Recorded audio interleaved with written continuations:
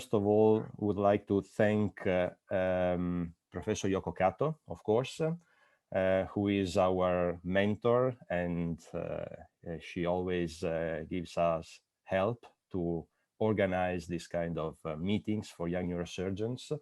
And also, of course, Raja Krishnankuti and Liu Bonseng, who are already the masters, I would say, of webinars in the recent period. And they are really a key factor in the organization of these webinars. These webinars are the Alumni Association series of webinars organized by former fellows of Professor Yoko Kato in Nagoya, Japan. Today we have the pleasure and the honor to have a great speaker, a great surgeon, José Alberto Landeiro, who is a full professor in neurosurgery at the medicine school, Universidade Federal Fluminense, Rio de Janeiro in Brazil. He is also chairman of the Department of Neurosurgery, Antonio Pedro University Hospital in Rio de Janeiro.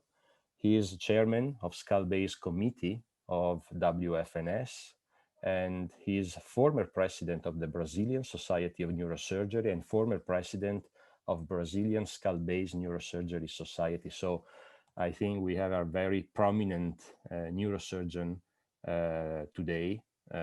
So Professor Landeiro today will give a nice and interesting talk about surgery of tumors involving foramen magnum. So I would like to ask Professor Landeiro to start his presentation, please.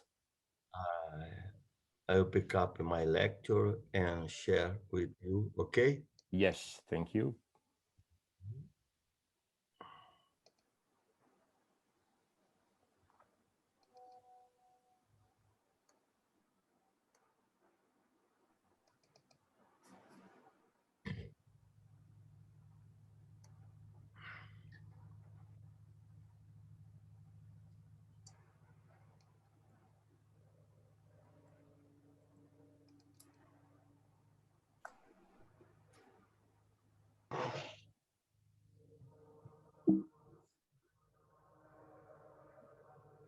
Maybe during this setup, we can ask Professor Kato to give her address to us. You see the...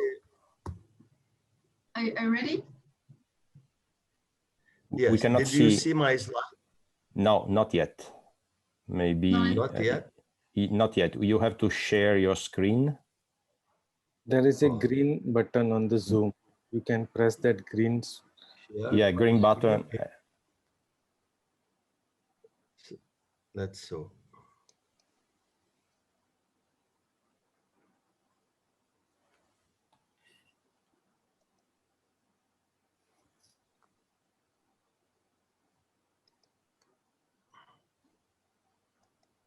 Yeah, at the bottom of your screen, there should be a green button with share your screen.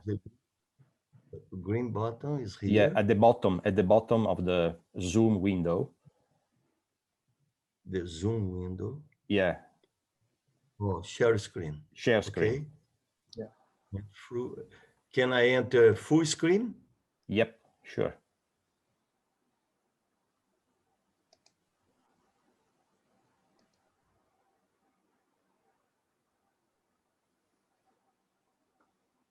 That's okay? We are not seeing your screen yet. Did you click on the share screen button? It is green one with the arrow pointing upwards on your share Zoom screen. Video? Share. No, I press share screen here. On your Zoom screen, there are many buttons in that below window which says security, participants, chat, share screen, polling, reactions, more. The sound is okay? Yeah, we can hear that. share screen here. Yes, after you press Screen. share screen, you should select which window you want to share. So just make sure Which window? Yeah, because if you have multiple windows, you can share any of your windows. So just make sure you select the PowerPoint window. Oh, sure. Now, that's okay? Not yet. Not yet.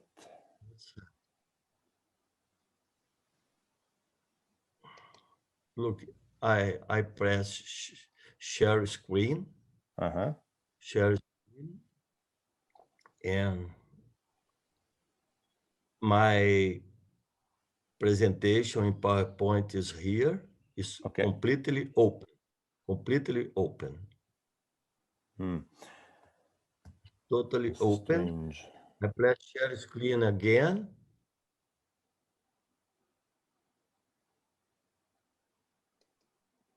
Let's hear that.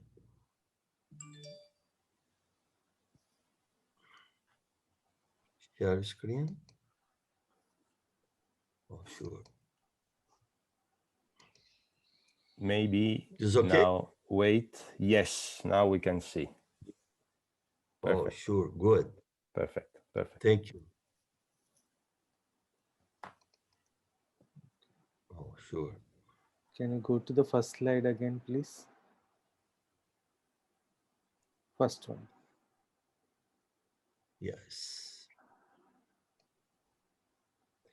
Yes. May I start it? Yes, please. Okay. Thank you for your support. I'm talking about the Foramen Magnum and how we can choose the best approach, because the Foramen Magnum is a very interesting region with some kind of tumors, many of them meningiomas, neurinomas, chordomas, and another very more hair tumors. And you can approach for posteriorly, anteriorly, laterally, and now by endoscopic.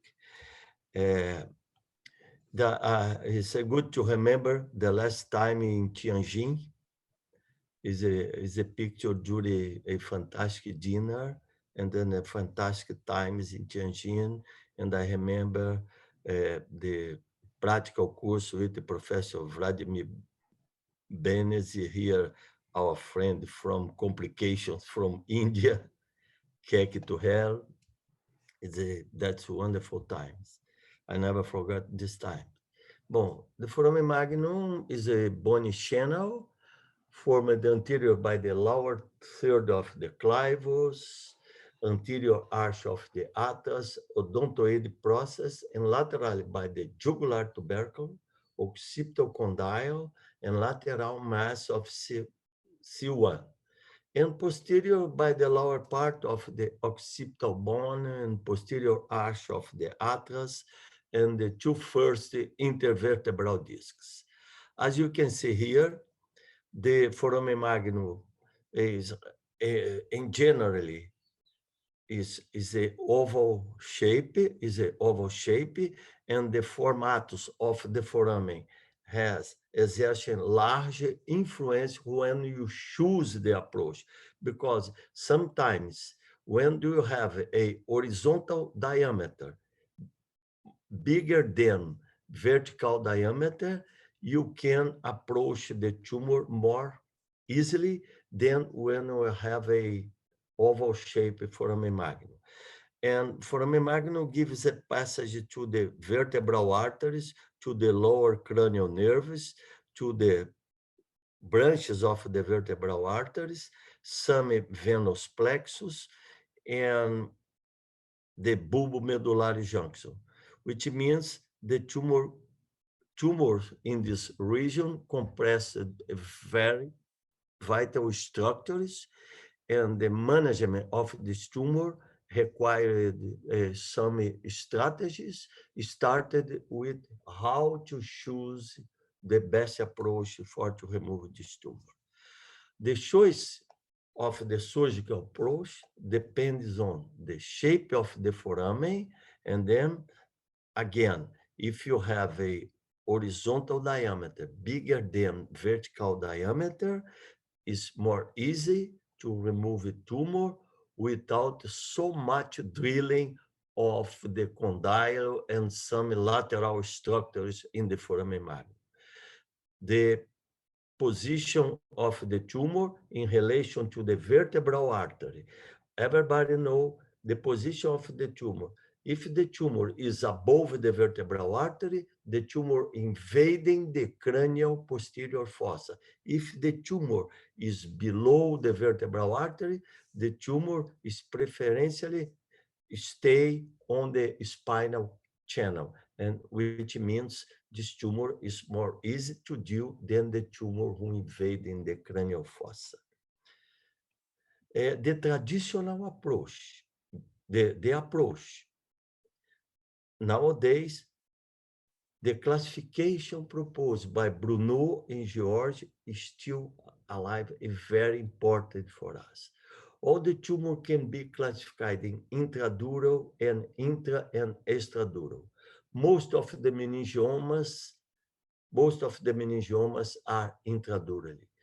Neurinomas, you can have intradurally and extradurally. And most of the chordomas are extradurally. The tumor can place behind the two dentate ligaments. And so the tumor is called placed posteriorly, and the traditional approach is from the midline. No problem with this kind of tumor, but the tumor is very rare. Posterolateral tumor is placed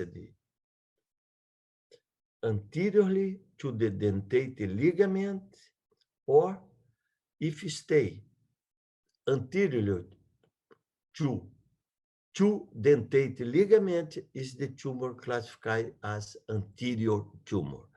If the tumor is below the vertebral artery, is the tumor placed more in the spinal canal. If the tumor above the vertebral artery, is the tumor invading the cranial fossa, and then has a close relationship with the lower cranial nerve, which means the tumor is much more difficult than the tumor placed below the vertebral artery. And the tumor can invade the cranial fossa above vertebral artery, and can invade the cranial fossa, it can invade the spinal canal. And then, in generally, is the tumor placed more anteriorly. And based on this, and the shape of the foramen magnum, the position of the vertebral artery, and the position of the tumor in relation to the dentate ligament, you can establish the best way for to reach this tumor. Traditionally, the best approach for almost all of the tumor in the foramen magnum is so-called the posterolateral approach. Posterolateral approach, you can do an extension of the suboccipital craniotomy from one side, C1 laminectomy, sometimes the occipital drilling of the posterior part, a posterior and inferior part of the occipital bone, and after that, dissecting the extradural portions of the vertebral artery. In this point, it's important to remember that the most of the tumor required to identify the V3 artery, the V3 before piercing the dura and enter the posterior fossa.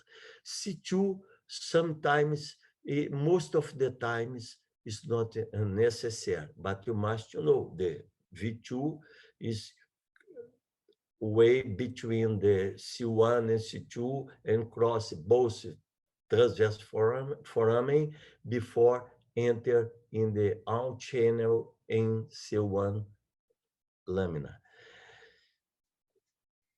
Believe it, tumor placed anterior or anterolaterally sometimes, always required to identify the vertebral artery and sometimes mobilize it, but very slowly mobilize it.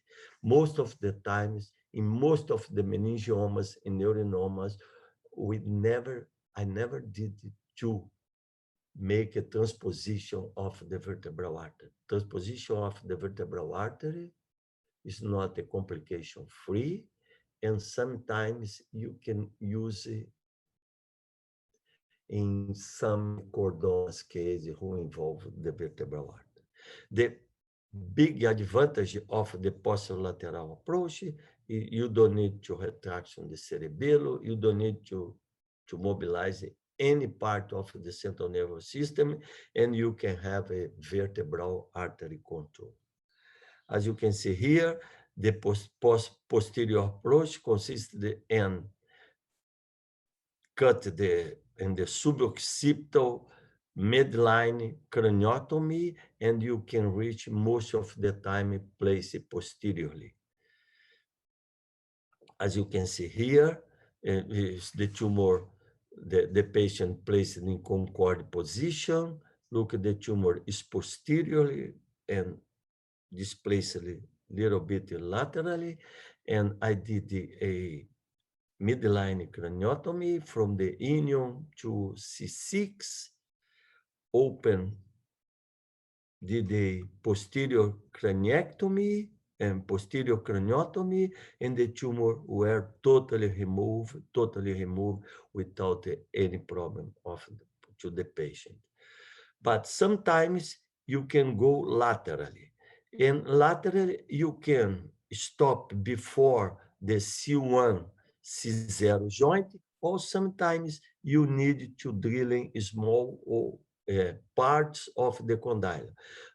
Everybody know the possibility to drill 1/3 of the condyle without any consequence to stabilization of C1 and C2.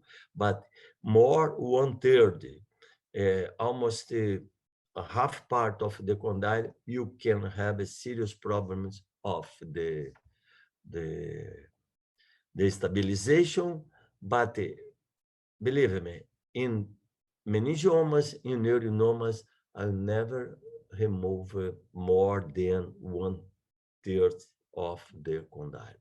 Sometimes you can remove as much bone in this region when you deal with the chordomas. Chordoma is completely different kind of tumor. Look at this. This is a key point of the approach to the foramen magnum. Look at the V2 between the transverse pros from C1 and C2, the way crossing the foramen transverso, and then enter over the C1 lamina until reached the out channel inside the C1 lamina after you detached the muscle, the muscle from the deep layer. About the layers of the approach to the foramen magnum, I use only one layer in order to avoid the space to collect some blood or liquor in the postoperative period. I cut the muscle, left the split to make a suture after, and go directly to the deep layer, mainly the triangle from the vertebral artery composed by the oblique muscles and retromedial muscles. The surgical technique, the first of all, identify the vertebral artery. There is most dissection of the tumor, piecemeal dissection, remove part of the tumor, and then after the piecemeal dissection, you can dissect the tumor from the surrounding structures.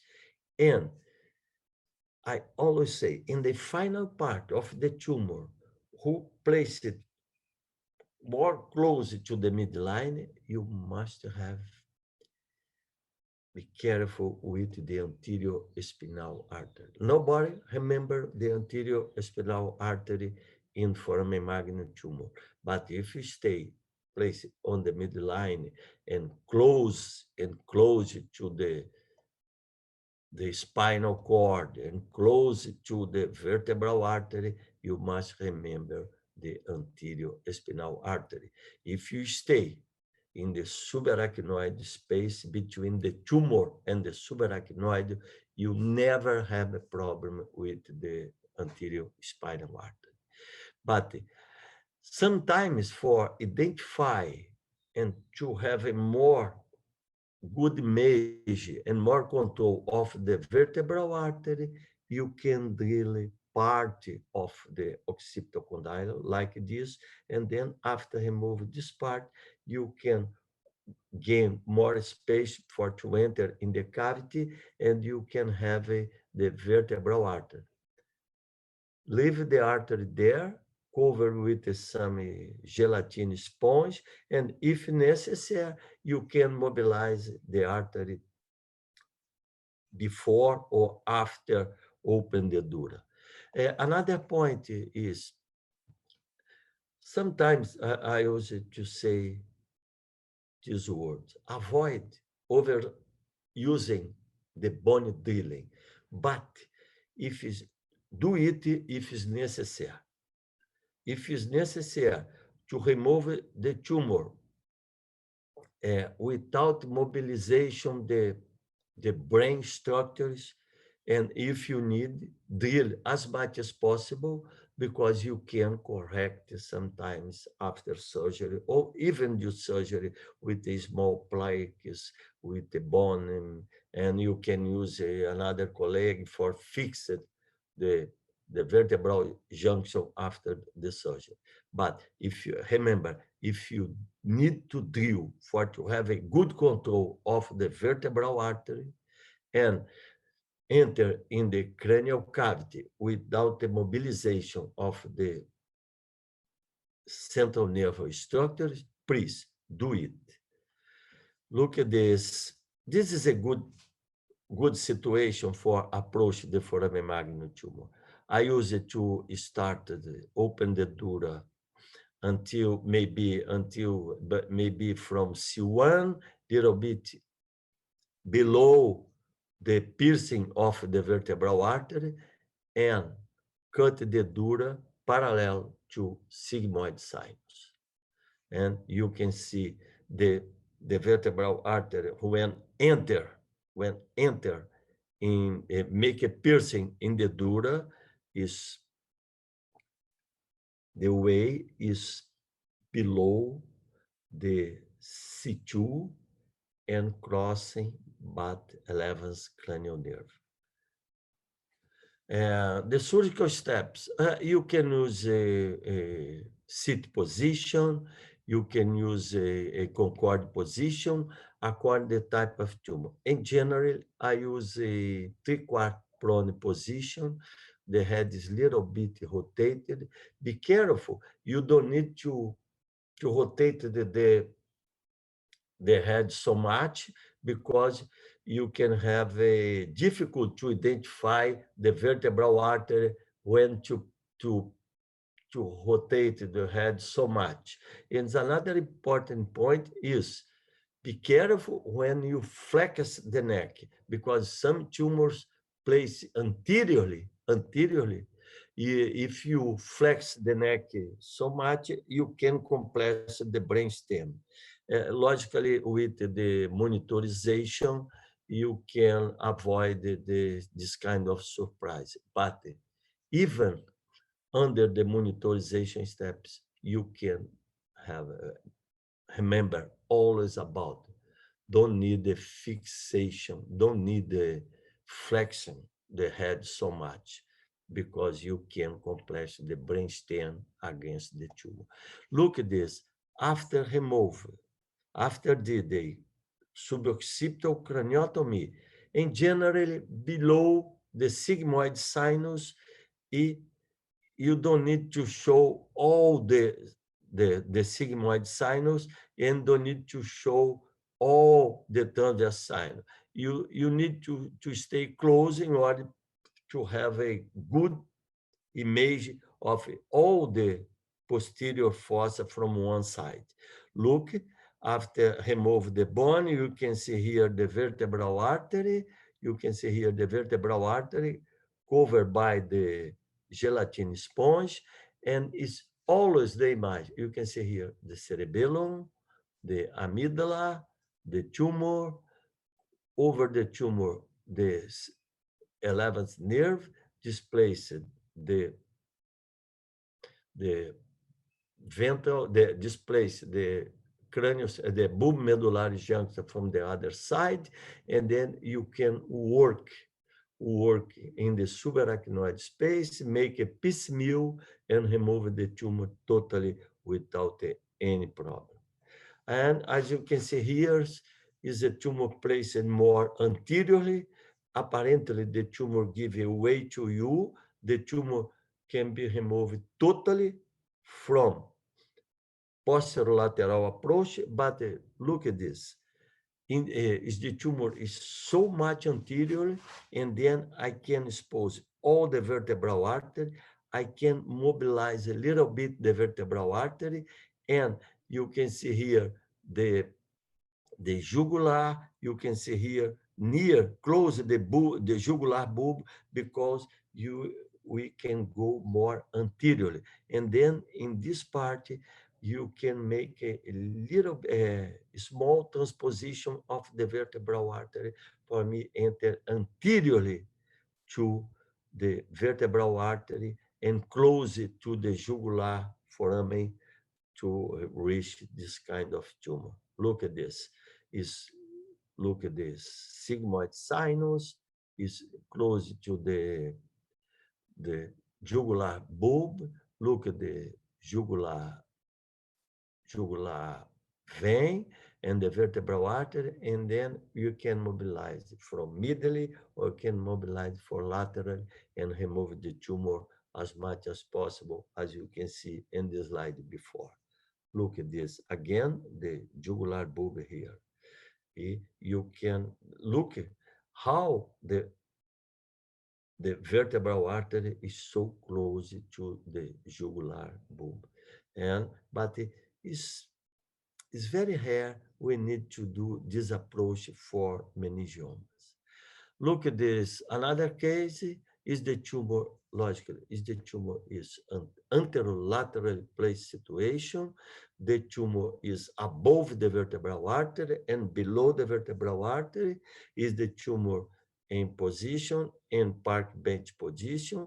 Look, the head is not so flexed, and is the tumor here.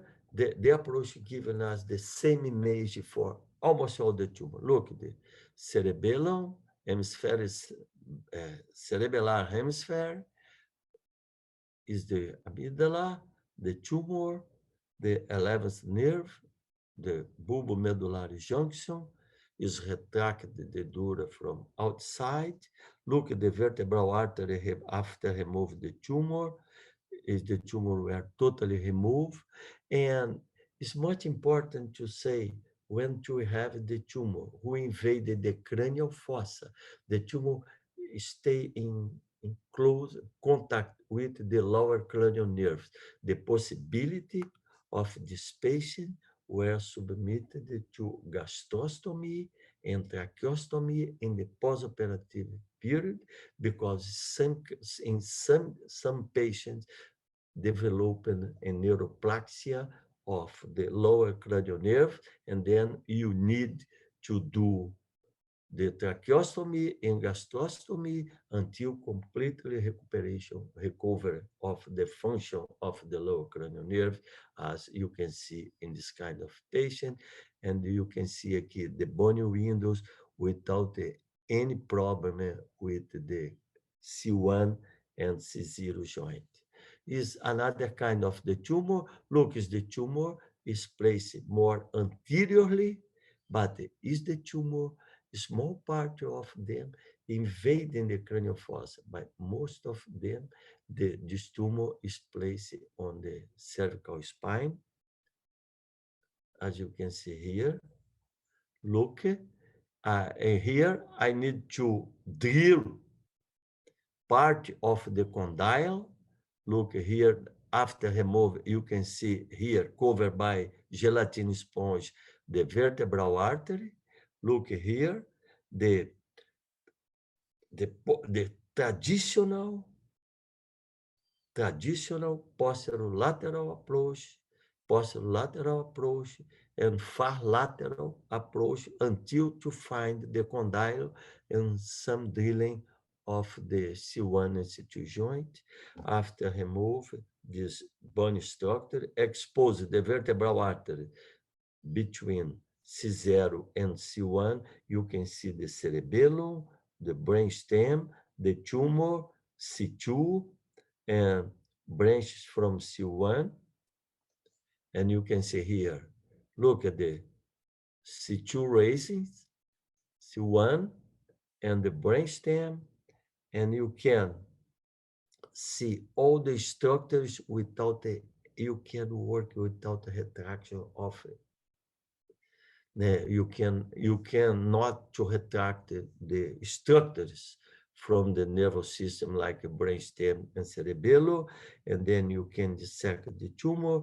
You can see here the vertebral artery, the pica, and look over this 11th nerve, and the vertebral artery crossing but some branches from C1, and in front of the vertebral artery, in the transition, you can see some branches from the hypoglossal nerves. And after remove the tumor and piecemeal, you can see is the clean image of the craniovertebral junction without any tumor, and the patient in the postoperative period without any tumor, and the patient. I did this incision. Sometimes we try to modify the incision. That's a good place on midline and another curve over the laterally, medially to the sigmoid sinus. And the postoperative period, I use always the enteral foods until the patient was examined by the NT surgeon, and all the functions of the lower cranial nerves are perfect here without any problem. Look at this video. The patient has a tumor invading the cranial fossa.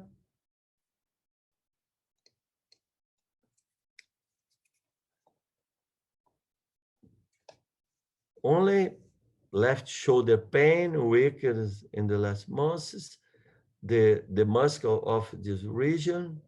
I used to cut the muscle close to the superior occipital line.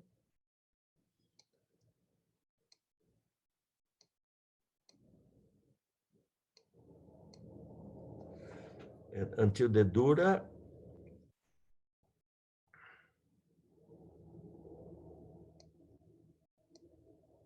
Look, it's all the image. C2, over the tumor, you can see the spinal, the accessory nerve. And here, the vertebral artery. Above the vertebral artery, you can see the branches from C2 nerve and the piecemeal debulking. I try to preserve all the branches from C1 and C2. If you need, you can cut, but if you can preserve, it's better then.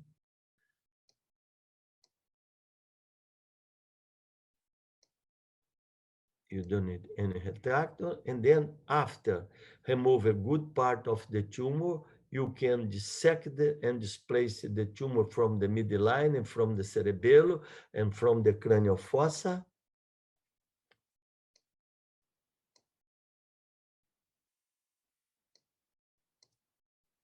Oh.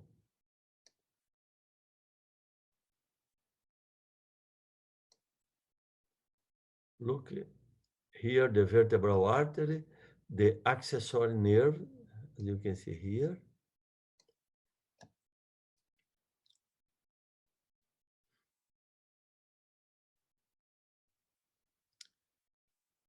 We try to do, you try to do the Simpson one as much as possible, but sometimes it's very difficult to remove this dura, but I try to cut all the insertion of the tumor in the dura without the problem. But displace the dura from the bone is bleeding a lot, and then I avoid to do. Look at after remove the tumor without any neurological consequence. Look at the position of the vertebral artery. Is the tumor placed more than the spinal canal, then invading the cranial fossa, and look at the size of the space necessary to remove the tumor, and then you can see the bone and the postoperative view. And I want to finish my lecture to talk about some tumor placed totally anteriorly. Tumor placed anterior to the cranial nerve and displace the tumor more posteriorly. If I have a meningioma placed strictly on the midline, you can approach the entire clivus from the dorsal cella to the odontoid tip, and then you can remove some tumor. The problem if the tumor spread more lateral, and then for me is the thing is become more difficult, but I can combine the endoscopic approach and posterior traditional approach for remove some tumor in 2 steps if it's necessary. As you can see showed here, look is the meningioma from the middle third of the clavus until the tip of the odontoid place. I can abort the entire clivus from the nose, as you can see here, from the nose. Look at this. Sometimes some tumor require a transoral approach. You can do endoscopic too, but most of the times you can approach the tumor from the nose. As you can see here, look at the vertebral artery. You can remove almost all the tumor from the endoscopic approach. That's a good surgery. After remove the entire clivus, open the dura. I use a fat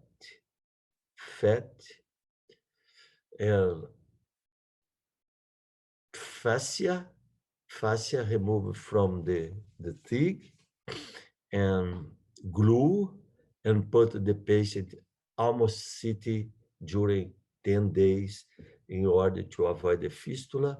I remove more one part of this tumor, but look, is the tumor more spread laterally, more difficult to remove this tumor more laterally because the position of some cranial nerves, especially the 60 nerve, the postoperative view. And then you can see the ideal tumor for to remove from endoscopic. Look, is the tumor placed above the odontoid tip, totally anterior, not so bigger in patient with myelopathy. Look, the tumor is above the odontoid tip, and here the neuronavigation I use during the surgery, and after open the dura, you can see here the vertebral artery, and is the tumor is so soft, and then you can use a ultrasonic aspirator, cut with a scissor like a microsurgery. Brainstem, the lower cranial nerves, the pica here, look at this, the both vertebral arteries, the pica, the lower cranial nerves here, is you can see the nerves after remove the tumor. No before remove the tumor, as happened when you remove the tumor from posteriorly. Is the post-operative view, the tumor were totally removed without any neurological consequence. Another very important situation is the transcleval approaches for chordomas. The transcleval endonasal approach change completely the history about the chordoma approaches, because you can remove the tumor before to found the neurostructures and before to found the cranial nerves. No need to bypass the nerve, and you can assess the entire clivus and craniovertebral junction from endonasal endoscopic approach. As you can see here, to look at the chordoma from the middle third of the clivus until the foramen magnum. And here you can see in January, Cordoma destroyed the clivus, and then it's very easy to finish by time. What's happened? Almost, yes. Maybe you can. Is the last slides? Is the last slides? As you can see, destroy the clivus and not so bleeding. Agora, sometimes in some meningiomas, is the approach is bleeding a lot, and sometimes in more than one case, I needed to stop the surgery and wait another day for remove the tumor from traditional approach, because the bleeding the clivus, bleeding the dura a lot. But chordoma is completely different. You can remove the chordoma, place it in midline totally without any problem, no bleeding, and is a extraordinary view, an extraordinary approach to chordoma placement on midline. Look at the meningocele after remove the tumor. You must be careful, because after remove the tumor, the arachnoid should come to into the operative view, and then you can protect, try to remove all the tumor. Look at extradural portion of the tumor, work around the arachnoid sheet. But it's a fantastic surgery.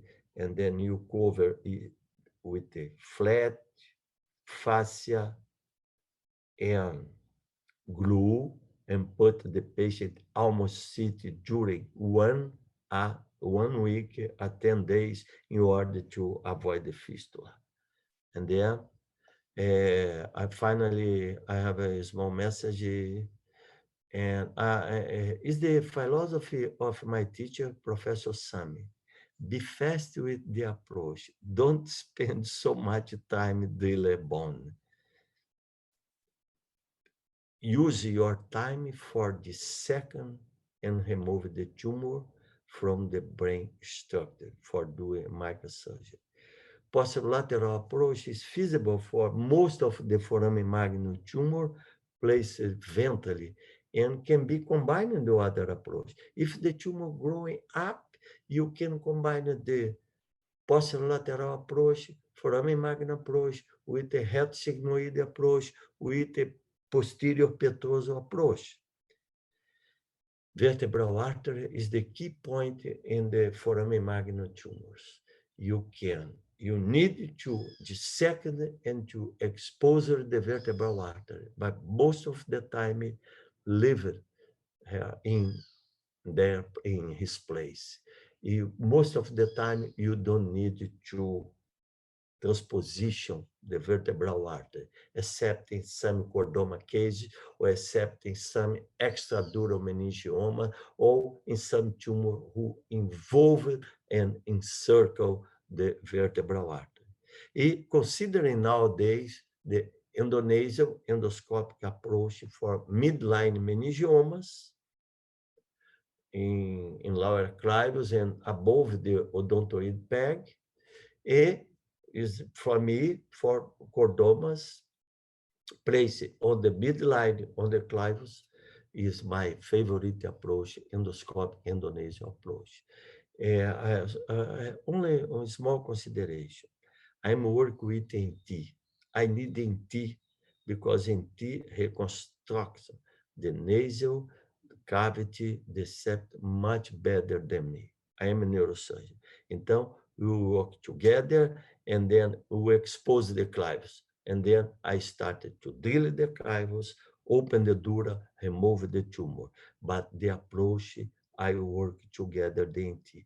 Thank you so much again for inviting me for this meeting. And I hope to expand the just time. Thank you. Thank you very much. Thank you, Professor Landeiro, for this very interesting and inspiring lecture. You showed us very challenging cases and many different approaches. I think we can start our discussion. If there are some questions. I have. Yep. Yeah. Hello, Professor. It was a very nice talk. I'm Dr. Ishu Bishnoi. I'm a neurosurgeon practicing in India. And sir, I have two questions. What is the cautery level do you use while dissecting around nerves? The bipolar. Sir, the current level of bipolar cautery while do you do dissection around nerves?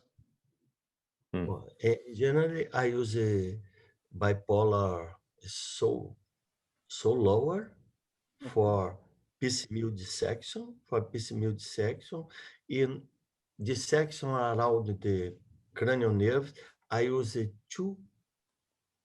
I use a two dissection with a two small needs to remove the tumor from the arachnoid.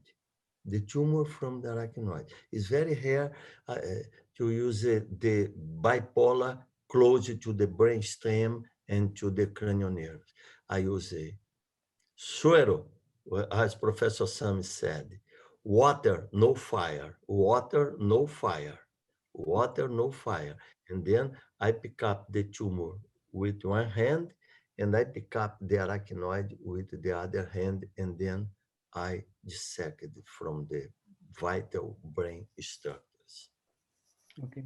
And question is bipolar only inside the tumor and far from the brain structures. Okay, thank you, Professor. Another question is, do you use steroid after doing foramen magnum tumor? Like for retraction of nerve, do you prefer spine surgery protocol for giving steroid? It's very hard to give steroid for some tumor in this region because in general you can have some compression but not edema. Look at the image from the foramen magnum tumor because the space is so bigger and the tumor is growing slowly, and then the structures can be adapted to the mass effect, and it's very rare to have edema. And as you can see here, it's very rare to touch the cerebellum. And then I never use the corticoids in this kinds of the tumor. And what about the surgical retraction, which we do as neurosurgeon when we try to remove tumor? We retract nerves which are already stretched by the tumor. What's your opinion? Oh, yes. Sometimes, as you can see in my case, it's very hard to use a retractor, even when the tumor growing up, If the tumor grow to the CP angle, by example, and then I can use the retractor. But if the tumor doesn't growing from the CP angle, growing only to the jugular foramen, I can remove the tumor without practically any retractor. And another important point is because in my public hospital it's very difficult, it's very problematic to use the external ventricular drainage. I avoid all the time to use the external ventricular drainage. But if it's necessary, you use it, but be careful. Try to remove as soon as possible. Okay. Thank you. Thank you so much, Professor. It was very nice talk. Thank you. Thank you. Thank you. May I ask Professor. one question to Yes, Professor? Raja. Hello, Professor Jose Landiero. That was a very wonderful presentation, and we really learned a lot. Just I wanted to ask one thing to you, Professor, that you did mention your apprehensions of removing more than 1/3 of the condyles, right? So Yes. the current concept that when you remove more than 1/3 of the condyle is based on the cadaveric studies by Sontag and Dr. Spetzler from the Bioneurological. And they had 9 specimens of cadaveric specimens whom they gradually drilled in successions of 25% and they noted instability. But in actual practice, do we have it? Because in 2016, one article came in the JNS by Ihab Shiban et al., in which they had 23 patients, and in these 23 patients, there was one person who had more than 50% of the condyle drilled, and there were 5 patients whom more than 75% of the condyles were drilled, and in the rest it was less than 25%. And the patients who had this their condyle drills more than 50%, they were not given any collar, and above 75% had a semi-rigid collar, and all these patients were followed up over a period of time, and none of them developed neck pain or any instability. And also in the paper by Professor Laligam Shekhar, which came up in surgical neurology in 2000, they had recommended that there is no need for any occipital-cervical fusion in patients up to 70% of the condyle. And when I was a fellow with Professor Yoko Kato, and that I had personal interaction with Professor Katsumi Takizawa, whom I personally asked this question, and his opinion was drill as much you want to see. That there is no limit of drilling. Your surgical maneuver should accomplish when you are drilling. So this was my concern, and because there is no clear-cut answer on this, what are your views on this, Professor? That's a very interesting question. I know the paper from the BNI Institute when they drill almost 1/3 of the condyle, and then you don't have a problem. I used to drill the condyle. I used to drill the condyle only to chordoma case. Drill much as possible the condyle in chordoma case because the chordoma case is spread laterally, invade the condyle. This is a big chordoma who growing from the posterior fossa until the cavernous sinus, and then we drill the condyle. But first of all, it's very difficult to establish how much to drill the condyle for to reach the tumor. You need to stay in the operative field, and then you drill the condyle as the surgical conditions require. And then, which is the more important for me, I drill the condyle for identify the vertebral artery and can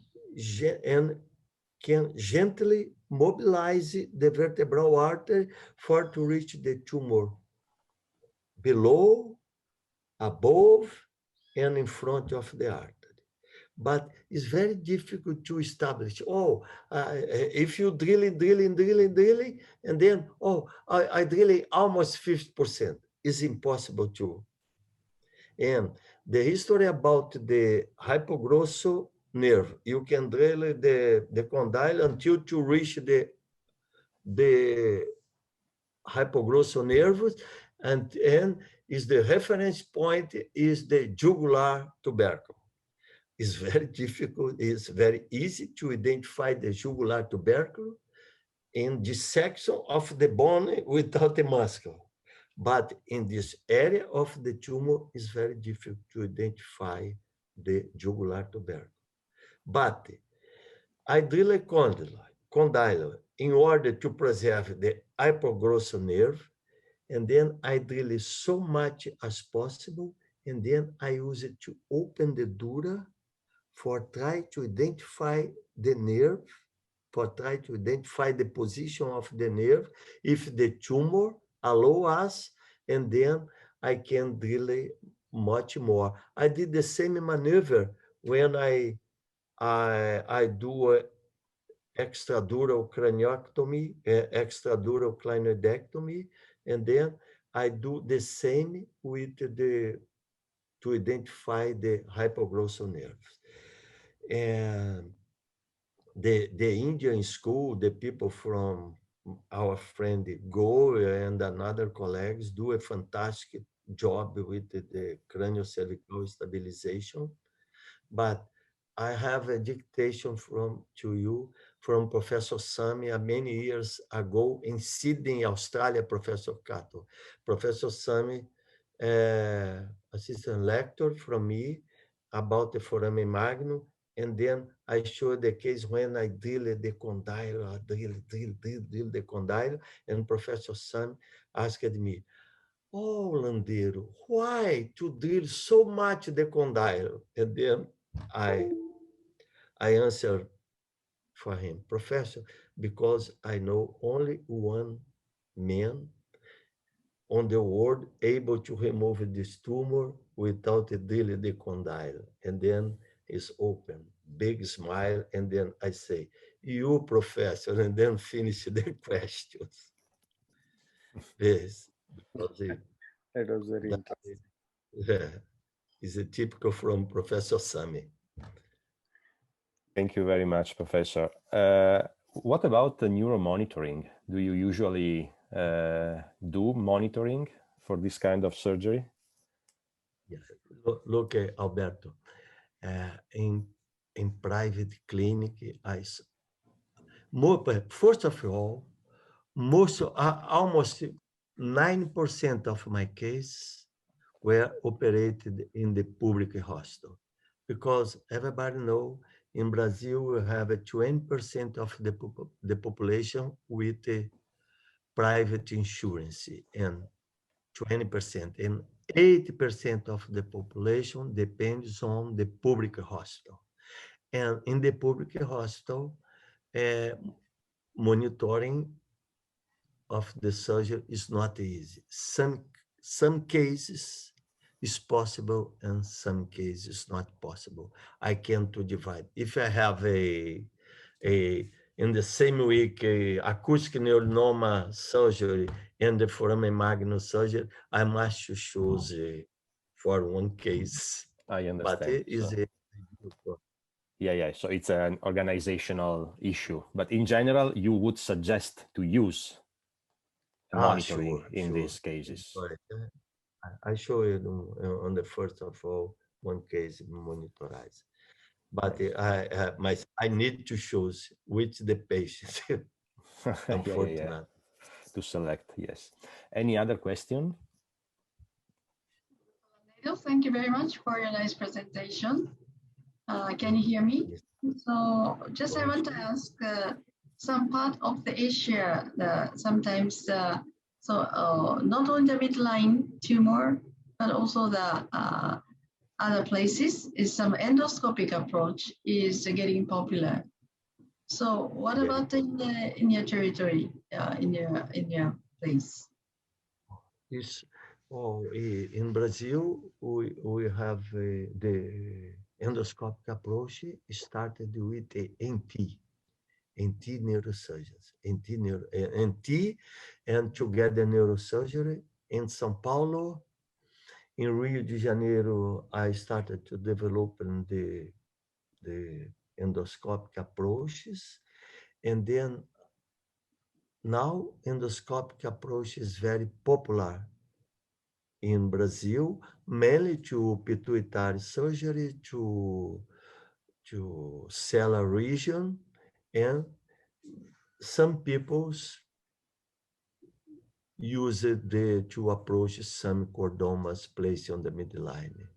Because until 2 years ago, it's very easy to do a course in with our friend Dani Prevedelo in Ohio. Many Brazilian colleagues went to Ohio and saw a lot of surgeries and came to Brazil and started to do approaches to the clivus.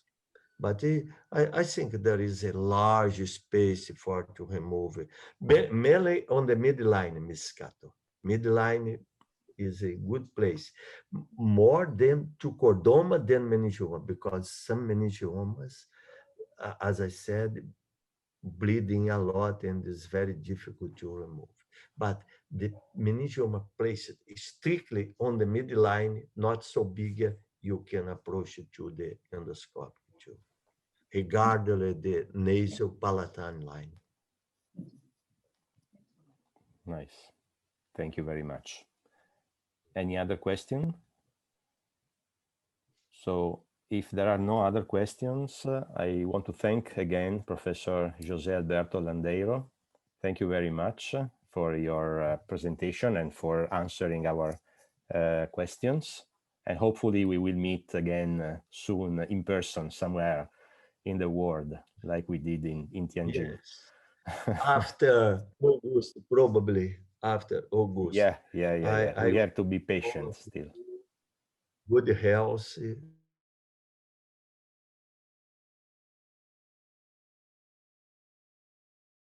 To back to Tianjin, to back to Japan, to back to Italy, to back to Europe, and to Hopefully. Mongolia. And Mongolia. Mongolia. I'll be there. Do you know, Hopefully soon. I have a lot of tickets from Air France because my daughter live in Paris, and then I moved to Paris and Paris to Mongolia. No problem. No Okay. problem. Thank you very much, Professor Landeiro. And I think we can move to our second speaker. So I please ask Professor Ishu Bishnoi to introduce our second speaker and dear friend. Thank you, Professor Alberto.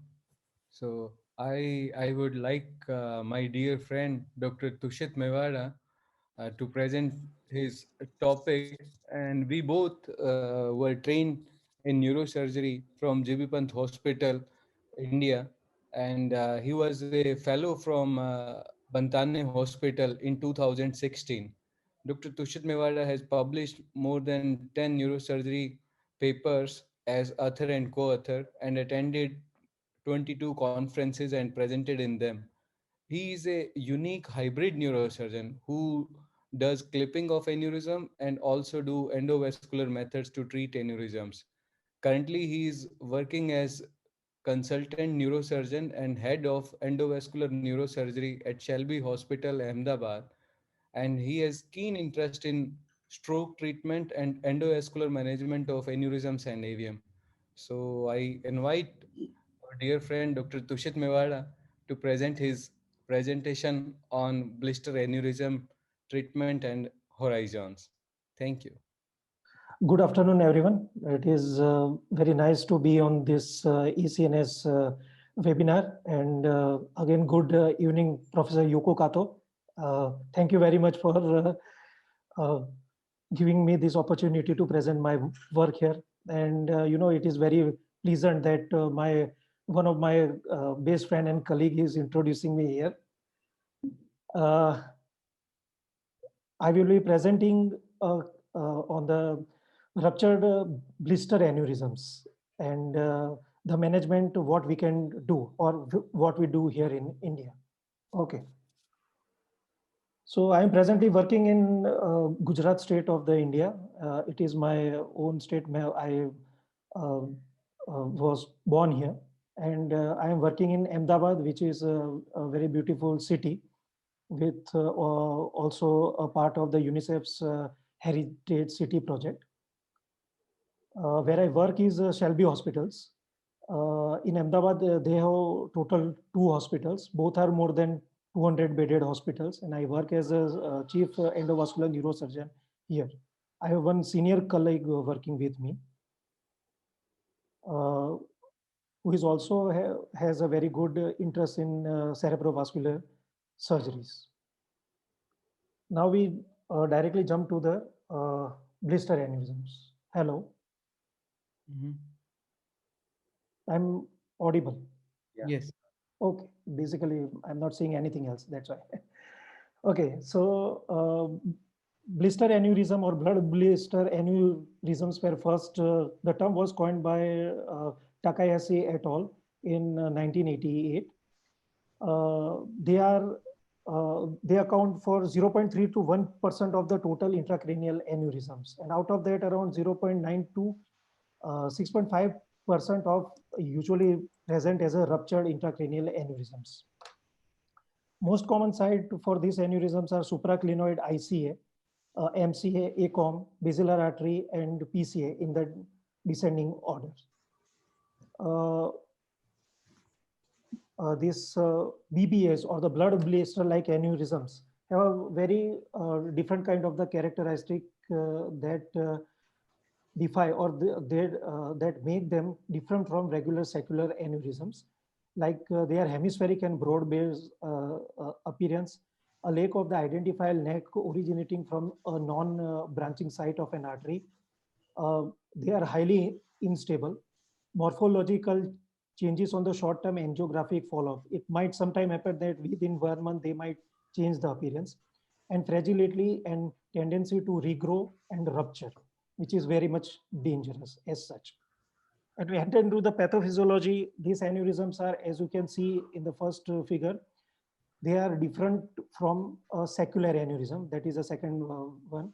A secular aneurysm are true aneurysms with a wall formed by thickened intima and or adventitia, and which is composed of the collagenous tissue. But this blister aneurysm, there is a focal gap in the internal elastic lamina in media, which is covered with a thin lacerated fragmented adventitia and clot, suggesting a pseudo aneurysm. An associated focal subadventitial dissector at the rupture site has been reported in 40 to 89% of the cases in this kind of aneurysms. When there is some disease, usually there is some classification here also. It was given by Bojanowski et al. Very simple classification. According to this classification, type 1 is a small bulge. Type 2 is a secular aneurysm like but involving the wall of the normal artery. Type 3 is a large longitudinal wall of the artery involved. And type 4 is the entire circumference of the arteries involved. At this point, I would like to specifically make that thing clear that in some of the paper, it is written that it should be always around 3 mm or 4 mm size or less than that size. It is not necessary that it is required that it should be less than 3 mm to be called it to be a blister aneurysm. In the in this talk, when we follow it, there are people who claim that up to 12 mm size of the blister aneurysm they have treated and treated very well. Here, the author already gives some amount of the surgical treatment that should be done for this if we use this classification for the further treatment purpose. For the class 1 and class 2 or the 1 and 2, clip or clipping with a normal wall is very much sufficient technique for the treatment of these aneurysms. In the cases of the large longitudinal wall of the artery, when it is involved, a simple clipping will not work. Usually tandem clipping is needed in this kind of cases. And when there is an entire circumference of the artery is involved, clip plus wrapping technique are usually what we need for the surgical purpose. And if we go for the endovascular purpose, it is very much straightforward. Anything with small bulge, secular aneurysm or entire circumference, just put one flow diverter and everything is okay.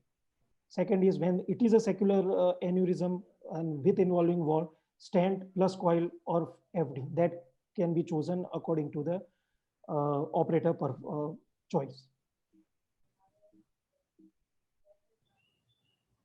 I am presenting one of our institutional study. It is a single institutional study. We have done in last 3 years, total 15 cases of the ruptured blister aneurysm. Of that, 11 were treated with the endovascular means and 4 were treated with the clipping. Clipping was done by me and my senior colleague together. This study, we had all the patients which were around 20 to 60 years of age, and all the aneurysm presenting with the rupture status, that is subarachnoid hemorrhage, were included in this study. And we followed up after discharge to that patient for on the first month, after 3 months, at 6 months, 1 year, and then every 6 monthly for the follow-up of that patient. And we took all the data regarding MRS score plus angiographic data, that how the aneurysm was behaving after doing this treatment. So in this total 15 patient, first 11 that I have shown were treated by the endovascular means, and last of the 4 are treated with clipping or clipless wrapping technique. Here you can see almost all are, you can say, in the supraclinoid IC aneurysm. Only one was AC aneurysm, one was basilar artery aneurysm, and one was vertebral artery aneurysm. We treat aneurysm, especially ruptured aneurysm, in a very aggressive way. Whenever patient present with vasospasm, in Indian subcontinent, we have very much big problem with vasospasm. That is usually starts on the 4th day of the post rupture period. We have to do endovascular treatment and give intravascular milrinone plus nimodipine for the counteraction of that vasospasm. So in these cases, we have total 6 cases we have to do this. And some of them also presented with some amount of the hydrocephalus, with which in the due course required EVD placement for the better management of these cases. Some of the cases we do with the flow diverter, some of the cases we do with the stent plus coil or stent coil and again coil, that I will show you in the next slide. Total, we have 2 mortalities. A case treated with the endovascular way, and another was treated with the open surgical clipping. And at the 1 year follow-up, there was one case with a flow diverter which has non-occlusion. Even after putting flow diverter, we didn't have many much occlusion of the aneurysm, that I will show. Interesting was that whenever we treat with the endovascular arm, instant outcome was usual NC, that is a non-occlusion of the aneurysm. It was just simple decrease in the flow of the aneurysm, but somehow patients' clinical status usually improves. Some of the cases have complete occlusion in that. Whenever we use coil, it has to be that we insert the coil into the aneurysm. That's why it is a complete occlusion on the same period. And but still, in some cases, stent plus coil even used, there was a partial occlusion that we have to that regrowth after 1 year, and we have to do coiling in that case again. One case when we did clipping, the patient has a stroke due to the stenosis of the artery, and after that we have to do decompressive craniotomy. Still, patient died because of the myocardial infarction and cardiac failure after that. One patient lost to follow-up at 1 year. When we see MRS scale on discharge, endovascular had almost 1 or 2. Some patients have with 0, and operating patients were discharged with the MRS scale of 2. But if you see, already they were in the higher grade of the HNH grade, Huntington's grade. So it was explainable by that way. This was our data. When we see I would further illustrate my data with some amount of the literature review here. When we enter into the zone of the treatment of the blister aneurysm, especially ruptured, we have maximum 6 kind of things.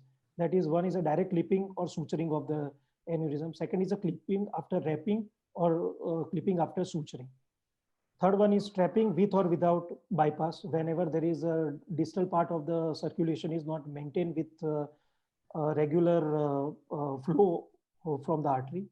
And other 3 are endovascular, that is stent assisted coil embolization or simple coiling of the aneurysm, or multiple overlapping stents or flow diverter. We will check all these parts one by one. First, we start with the direct clipping and the suturing of the aneurysm. One of the studies which gives, or one of the literature reviews which give almost every data in the last 20 years is this paper, which states that open surgical clipping is having morbidity around 20% and mortality around 17%, because this paper took all the reviews from the year 1995. So we can say that it had, the medicine was improving and evolving from that stage. And now we are at a very good condition and with very good new technologies with us that has changed much thing. First is a direct clipping and the suturing. The approach is feasible when the blister aneurysms are small and are located at the ventral supraclinoid ICA. To guarantee the safety of the operation, the approach may require the compensation of the collateral circulation of the aneurysm side should be sufficient. The approach was the easiest method if the compensation of the collateral circulation of the intracranial distal ICA was sufficient, or if the approach did not induce stenosis in the parent artery. The stenosis is a big problem here, and sometimes the clip may be unstable and may slip. That is another catastrophe. And in addition, during the clipping or the suturing, severe intraoperative bleeding may occur if the last tear occurs in the during this surgery. One of the cases which I'm not including in my study was this case. The patient is a 69-year-old female. She was clipped for a small blister aneurysm 15 years back and presented in ER with repeated TIS and 2 or 3 times strokes. For that, we did MRI. It was showing a same hemicranial diffusion restrictive pattern, but it was a shower infarct, so not to do much. When we did angiography, the clip was there. There was a clip side stenosis, and that gradual, and after that, aneurysm was regrowing at that level. And from that aneurysm, because of the flow of the nature, there was a clot formation that gradually the clots were, the fragment of the clot were traveling to the distal part of the arterial tree and was causing this shower infarct. In this case, we had to do a balloon dilatation followed by a flow diverter placement, and she recovered well. Moral of the story is stenosis is not always part, and with a good operator, it is not always that. But we should be prepared with this kind of thing, because a patient will live lifelong, and might happen that patient will present in the future with some kind of this kind of problem. Second is a clipping after wrapping or clipping after suturing. When blister aneurysms are large, clipping after wrapping was feasible. Clipping after suturing is favored in blister aneurysm with the intraoperative bleeding. When the aneurysm produces a defect, it can increase the stability of the clipping and reduce the rupture risk. But the approach is somewhat, it requires some more amount of the surgical expertise in this. It has been used for the optimal surgical modality to prevent the rebleeding from this kind of things. However, they are risky, but in good hand, they can give a very good result. And Again, stenosis can be there, but we have to be ready for this kind of things. Third one is trapping with or without bypass. Whenever there is a distal circulation is not uh, ready for any kind of intravascular or extravascular intervention, in this kind of cases, bypass is needed. Or when all the conventional treatment fails, like coiling or clipping, and distal circulation is somehow compromised, then bypass is a very good option in this kind of cases. It might be a direct bypass or direct plus indirect or insurance bypass. Here, the main advantage with the trapping is the aneurysm is totally occluded and it is cut off from the circulation.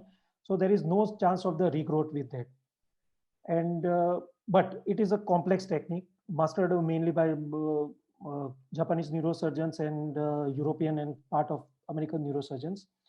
In India, we are also doing with comparable results, but still it requires a long amount of time and learning experience to be very good at this bypass technique. Whenever this kind of technique is used, balloon occlusion test is very important because it gives a very real-time experience or real-time data regarding it should be done and which kind of the bypass should be used and how patient will tolerate if at all this goes wrong. Now comes the endovascular arm. There is many much more new modalities used for this kind of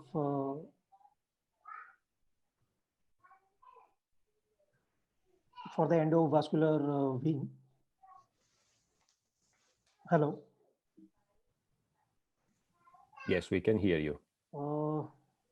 There is problem with my screen sharing. That's why I asked. Okay, now it is back.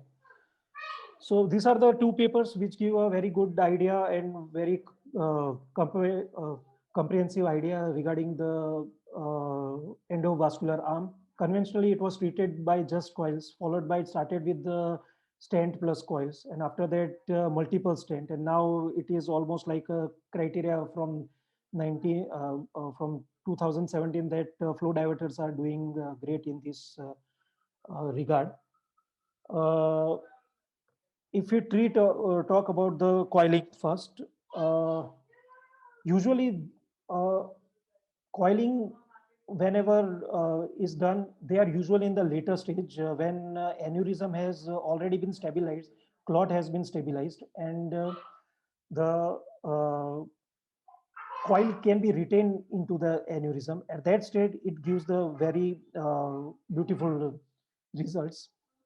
When we are supposed to do that, these things in an acute stage, that is within 4 days of the rupture, stent assisted coiling are sometimes a very good option. Stent assisted coil therapy is mainly used for the wide neck blister aneurysm. Stent provides a bridge between the neck of the aneurysm, and gradually the endothelium grows over it, and aneurysm is totally covered, and due to the coil, it gets thrombosed. Stent assisted coil embolization is very effective, but the problem lies with when it is an incomplete occlusion, or when there is a regrowth of the aneurysm, because at that time patient is already on dual antiplatelet, or the aneurysm is so dysplastic that it is very difficult or even very dangerous to treat, and even open surgical method is very difficult with the dual antiplatelet at that time. If you see the data in that regard with the endovascular arm, here the procedural complications are around 12.6% with the initial occlusion rate of 40.6%. These cases require usually retreatment up to 18% of the cases, and long-term occlusion from the range from 65 to 82.5% of the cases. And with good outcome, it is up to around 83% of the cases, which in recent year due to the flow diverter has increased and reached up to the 90% of the cases. It has mainly two arms. One is a reconstructive arm and one is a deconstructive arm. The reconstructive arm mainly which are the flow diverters. And in the deconstructive arm where usually endovascular trapping is there, where we do a coil parent artery occlusion with this. In deconstructive, all the data almost remains same. That is, long-term occlusion are same in this, but the stroke rate are very much higher with the deconstructive, that is parent artery occlusions. And with the reconstructive, because of the maintenance of the flow, the stroke rate is not so high. One of our cases, she was a 36-year-old female with subarachnoid hemorrhage. When she was referred to us, it was already 11th day after the subarachnoid hemorrhage. We did the angiography on the 3D run. It was a small blister aneurysm. Somehow, due to the financial constraint, we were not able to treat her. She returned after 1 month, and the aneurysm morphology has changed to this. And this with very negligible amount of the vasospasm, we would be able to easily do aneurysm coiling, and with almost complete occlusion and no remnant, and she was okay. Then comes a stent assisted coiling. This is a case, a 59-year-old male patient presented with this aneurysm 3.4 into 4 mm size with a wide neck. Again with a subarachnoid hemorrhage. When you see into the different scenario, it was looking very small. We had to do a stent assisted coiling that immediately cured the case. He was discharged on the day 16 and doing great until now. Another method apart from this is next is a multiple overlapping shunt. Whenever we do a stent assisted coiling, that is you put one stent here, on that there is a coil, and still it has some amount of the filling. Then multiple overlapping stent, that we put a longer stent outside, just in a shorter stent, and then just inner to that again a shorter stent. This will reduce the flow to negligible into the aneurysm, and it is completely coiled or completely treated within that part. But yeah, again, as there are many problem with the surgical arm, again there are problem with the endovascular arm.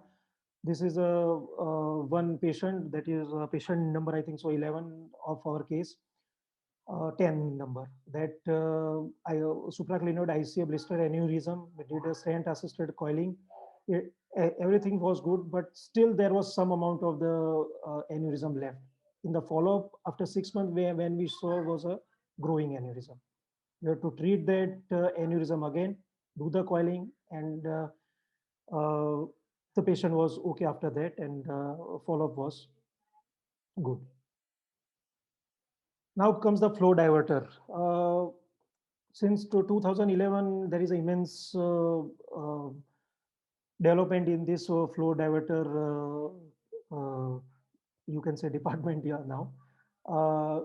And what we do is when there we give patient both the option, either open surgical clipping and all the flow diverter. Flow diverter, whenever we put flow diverter, it diverts the flow as far as name and decreases the flow into the aneurysm. Gradually it gets thrombus, and the flow diversion effect is due to the high metal coverage, that is around 30%, so that blood doesn't enter into the aneurysm and it gradually gets thrombosed. In the acute setting, what we have, our institutional protocol is we load the patient with aspirin and Brilinta, that is ticagrelol, and around 2 hours before the flow diverter placement. And after that, we put a flow diverter and gradually follow. We do check angiography at day 3 and day 7. Everything seems good, and gradually it is feeling less. Then we discharge the patient according to the clinical status. Uh, Whenever we put a flow diverter, the flow into the aneurysm decreases, but usually it does not totally get thrombus on table. It takes some days. So at that period, due to the loading of the with the dual antiplatelet, there are some chances that it might have some rupture. But so far, we don't have any case that we have found that has ruptured after that. And almost every patient is doing great, except for one who died due to the different complication and part of the SH complication. Dual antiplatelets are somewhat problematic, but as far data and literature review, the period for giving that is also decreasing. Now people have reached up to the 6 month of the total dual antiplatelets therapy. After that, one year, single antiplatelet therapy for more 6 months, and after that, once DSA confirmed that the aneurysm is totally secure, it is stopped and endothelium is grown. Here is the case that again a 36-year-old female with a small blister aneurysm with subarachnoid hemorrhage. On day 2, we did flow diverter placement, and this is after 1 year that there is no aneurysm on the same artery.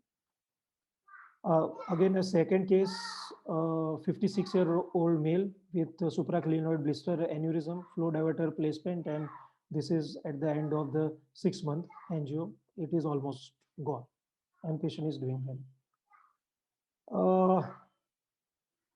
Again, flow diverter and stent assisted coiling both have comparable result, what I can say, but the mid to long term neurological outcome is better with usually flow diverter rather than stent coil or simple coiling, because the distal flow into the circulation is very well maintained, and regrowth with this flow diverter modality is not that common. Again, but still, there are some problem with that also. This is a flow diverter case with vertebral artery small blister aneurysm.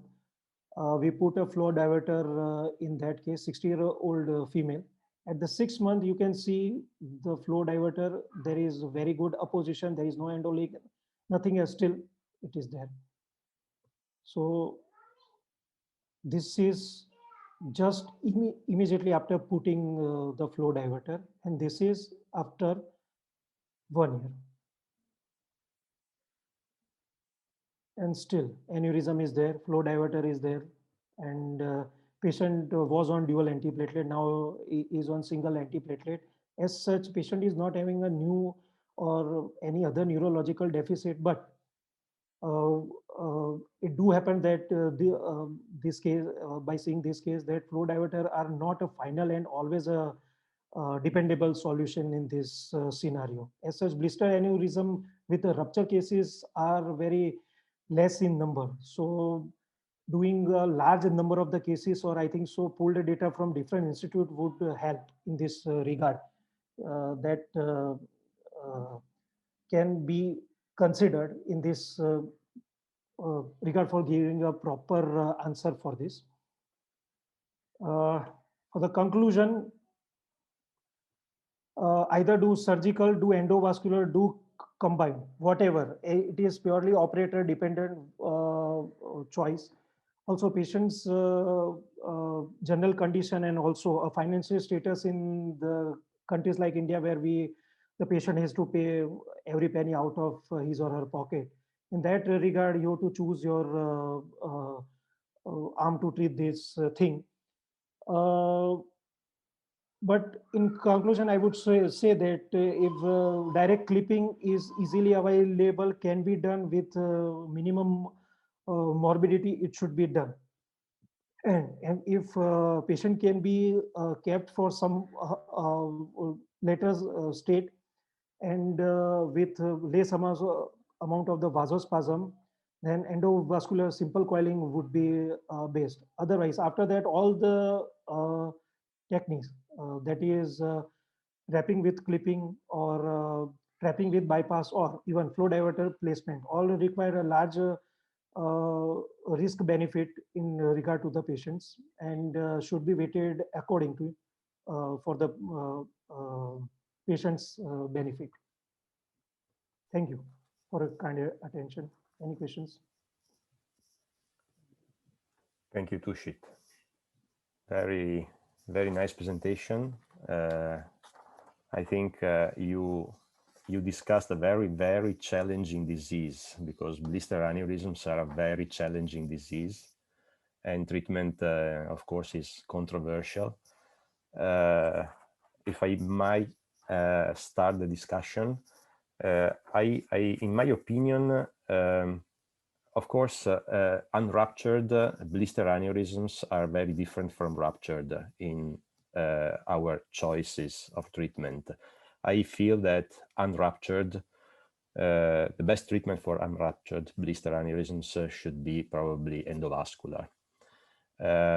I have some concerns about endovascular for ruptured because of the issues you mentioned, like the need for dual antiplatelet in a ruptured aneurysm, and also the fact that you actually mentioned that if you use stents or flow diverters, you cannot obtain immediate occlusion of the blister aneurysm. So it will be interesting to know also some experts' opinion, like Professor Yoko Kato, about this. This is actually a dilemma because I think blister aneurysms are that kind of aneurysm that a surgeon is not happy to clip, right? Because they are very difficult to clip. But occlusion rates probably are more in favor of clipping. What's your opinion, Tushit? And I would also like to know Professor Yoko Kato's opinion about this. Thank you very much. First of all, thank you very much for a nice presentation. And you looks very fine. Thank you. Congratulations. So as for the unruptured, I would not like to say blister-like because some aneurysm is the protruding of the superior side of the internal coronary artery. Sometimes is the pathology is different from the such kind of the dissecting so-called blister-like. So maybe for us, maybe we would better to choose direct clipping sometimes, not a stent coil or flow diverter, because if the patient is young, so we cannot give them some antiplatelet for a long time, I think. On the other hand, is rupture case in acute stage, we should avoid the vasospasm. So most of the cases, if it has a very nice cross flow, I think if you do the flow diverter, no, if you cannot use the flow diverter, maybe IC occlusion plus bypass is maybe the one option. But just I want to ask, so what is some complication? What is how you can avoid the complication of with flow diverter? Do you have any hint or some the trick how when you put the flow diverter? Flow diverters are stent with very high metal coverage area. My maximum concern with usually is a stent thrombosis. That occurs usually on table. And whenever we put a flow diverter, it has some amount of the thrombi form that might travel distally and create a stroke. In that case, is usually intra-arterial abciximab usually works in that cases. Second issue is with perforator occlusion or in ICA cases, anterior choroidal artery occlusion. But flow diverter by theory and by practical means, they are created like that whenever there is a suctioning effect, that is whenever there is a required part of the brain is there, the blood will reach there. So usually there is no obliteration with especially in the ICA region. Yeah, in the basilar artery region, there are chances of the perforator occlusion with this flow diverters, but that's why almost the least metal density we use for that. And third is again the dual antiplatelets. If it is not a ruptured aneurysm, then antiplatelets are usually we stop by 6 months. And if it is a ruptured aneurysm, means by say protocol, it is said for the flow diverter, we have to load patient for minimum 5 days first. After that, we do flow diverter and we continue. But for the ruptured case, we only load around 2 hours before the surgery or flow diverter placement. So that we are happy that we don't see any rupture intraoperatively in that regard. And again, very cautiously maneuvering all the microcatheters and micro guide wires are a boon to that thing. Of course, in Japan, we some institutes try to the clipping on wrapping. Okay. Can you understand? So Yes. I think when we choose that type of the clipping, we maybe squeeze of the internal cardiac artery itself, so it can cause of the vasospasm in the future. And also when we place the wrap-on clip, some bleeding, the chance is much higher, I think. So we need a high technique when we do such the clipping. In India, we get more of a ruptured aneurysm. There are cases which are diagnosed unruptured, but in the ruptured cases, we have a strict protocol that either we do coiling, clipping, whatever means we use. For the vasospasm, we give endovascular therapy in form of milrinone plus nimodipine intraarterially whenever it is required, so that vasospasm will not cause that much problem. But still, vasospasm is a big enemy that we have to face for the rupture case. Tushit, we have a question by Dr. Prakash Swami.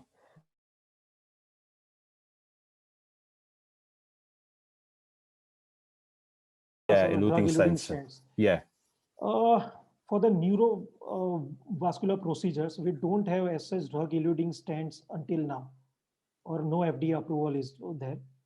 They are only available from the cardiac standpoint of it. Hello? Yeah. Am I audible?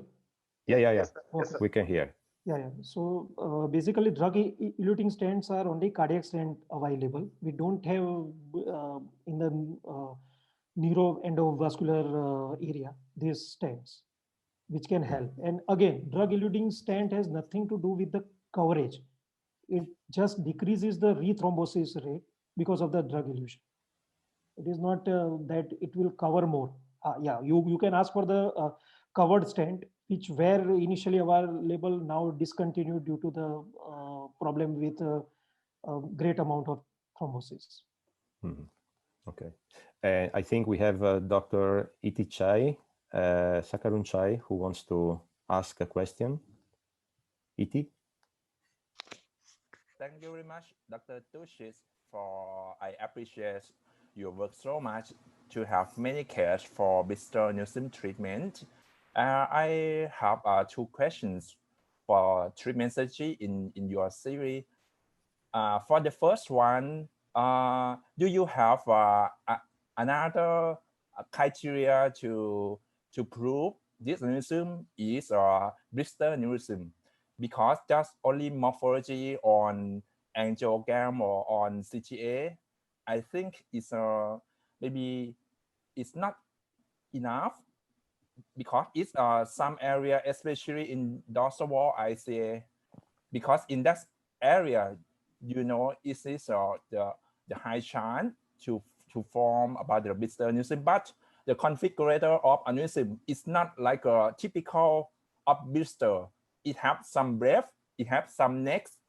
So if we can decide before treatment, maybe we can decide to trapping, bypass, or just for diverter, not need to simple coiling, because the blister is really dangerous to perform the simple coiling. This is the first question.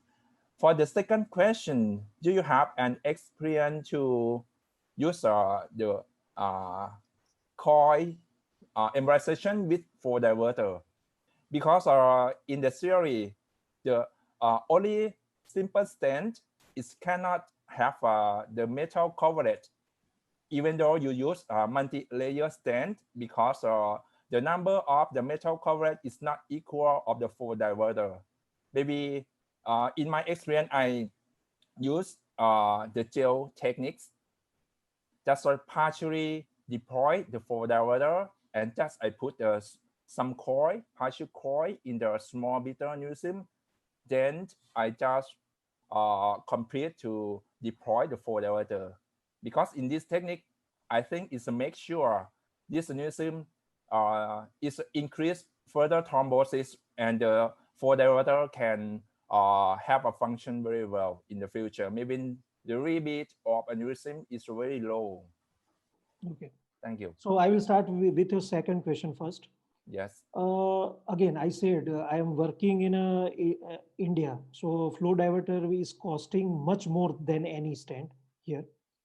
So in some cases, I have to take that thing into the regard, so that I use a stent. But still, in these cases, we use a braided stent like Elvis or Elvis Junior, so that metal coverage area might be somewhat low, but it is the flow diversion effect that is around 20%. It is always there, first and foremost thing. And yeah, I do agree with you that gelling technique is very good technique because for the flow diverter. As such, there is no other technique with flow diverter assisted stent, sorry, flow diverter assisted coiling, because you cannot enter through the struts of the flow diverter. So that gelling is a very good technique. Here in my both the cases, the stents, so first case was Neuroform Atlas, and second case was Elvis Junior. So it had some, the second case had some flow diversion effect. Again, flow diverter is always a better option if at all compared to the stent assisted coiling. It is just, for the patient, sake of the patient, because of financially this cost around 4 times the regular stents. That's why we have to choose at some time. And the first question, that is, there is no as such clear-cut angiographic criteria that should be called this to be a blister aneurysm. I will go through every literature. Everyone has somewhat different criteria that I already mentioned into my first slide. But yeah, whenever we do 3D angio in that situation, it gives a clear-cut idea that it should be either simply coiled or stent assisted coil is required. And now we have turned to that whenever we have more doubt than confidence, we always put a flow diverter, because sometimes it happens that there are not a single blister aneurysm. Some cases having 2 or 3 aneurysm on the same arterial segment. So in that cases, you cannot treat everyone with different coils. In that regard, only one flow diverter works. So it seems to be like a final solution to every ifs and buts for the aneurysm. And I think so in endovascular, because of the neck stent and other intravascular or intrasaccular disruptor devices, we might improve the things. Thank you very much. Because now in my hospital, I have an increased incident to using the flow diverter in acute phase of subretinal hemorrhage. Yeah. Like in blister aneurysm, I choose the first choice, and I have very few cases that have complication from the anti-pellet medication. Yeah. I think in this choice, maybe in the future, is become the popular techniques. Thank you for your presentation. Really nice. Yeah, thank you. Thank you, Dr. Ichichai. Thank you. Any other question? So if there are no other questions, thank you Tushit for very nice presentation and for the patience to answer all these questions. I want to thank both our speakers today, Professor Landeiro from Brazil and Dr. Tushit, who is a dear friend of mine since 4 years ago already, 6 years. Yeah. 4 years. So 4 years. Yeah, it was 2016, and then I'm happy to see that you had such a great career in the recent years. Thank you, Professor Yoko Kato, our mentor and sponsor for these webinars. Thank you, my co-chair, Ishu Bishnoi. Thank you. And thank you also to Raja and Liu, because they are really spending so much time and efforts to make all these webinars possible. And thank you to all of you guys. You made this discussion very intriguing. So I think we can finish here, and we have another appointment 1 month later with a new webinar. Thank you very much to all of you.